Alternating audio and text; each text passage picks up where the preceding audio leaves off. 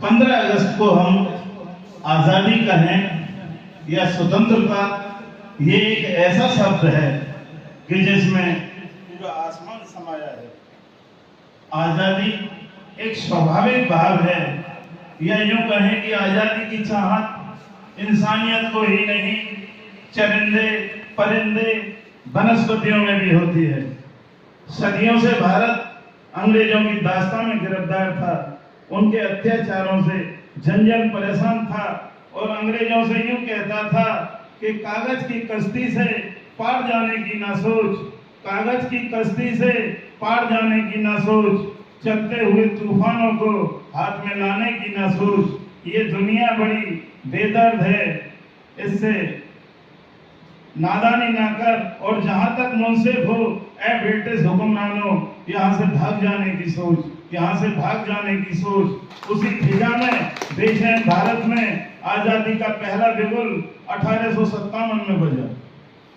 मगर किसी कारणों से हम गुलामी के बंधन से मुक्त नहीं हो सके। वास्तव में आजादी का संघर्ष तो तब अधिक हो गया जब बाल गंगाधर तिलक ने कहा था कि स्वतंत्रता हमारा जन्मसिद्ध अधिकार है। दुनिया के सबसे बड़े लोकतंत्र भारत में आज आजादी का जश्न और स्वतंत्रता दिवस मनाया जा रहा है।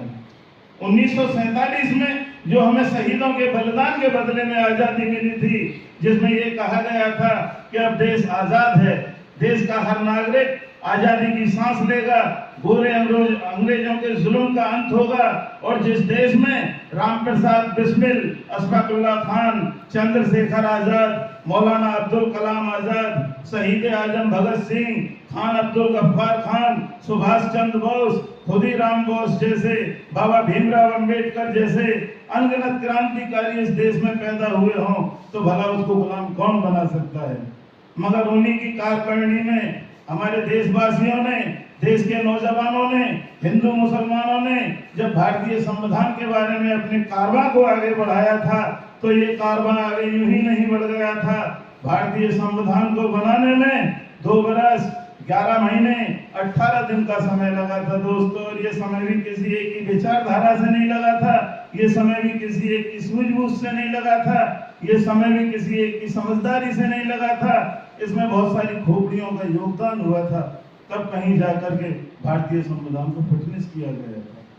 देशवासियों ने, देश के नौजवानों ने, हिंदू मुसलमानों ने जब भारतीय संविधान के बारे में अपने कारवां को आगे बढ़ाया था, तो ये कारवां आगे यूं ही नहीं बढ़ गया था। भारतीय संविधान को बनाने में 63,16,721 रुपए का खर्चा हुआ था, और ये खर्चा भी मेरे दोस्तों किसी एक की तिजोरी से नहीं हुआ था, ये खर्चा भी किसी एक के खजाने से नहीं हुआ था, ये खर्चा भी किसी एक की पॉकेट से नहीं हुआ था। इसमें बहुत सारी गरीबों की चंदा उगाई हुई थी, तब जाकर के भारतीय संविधान को अस्तित्व में लाया गया था।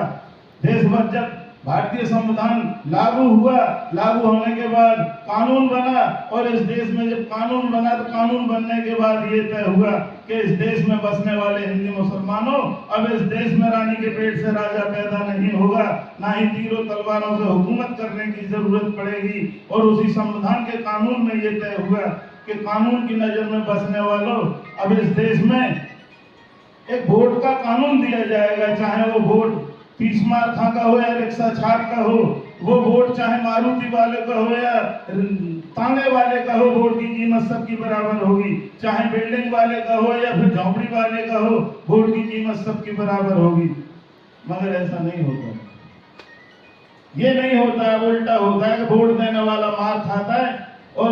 वोट देने का जिसमें टाइम नहीं होता वो माल खाता है। अगली बार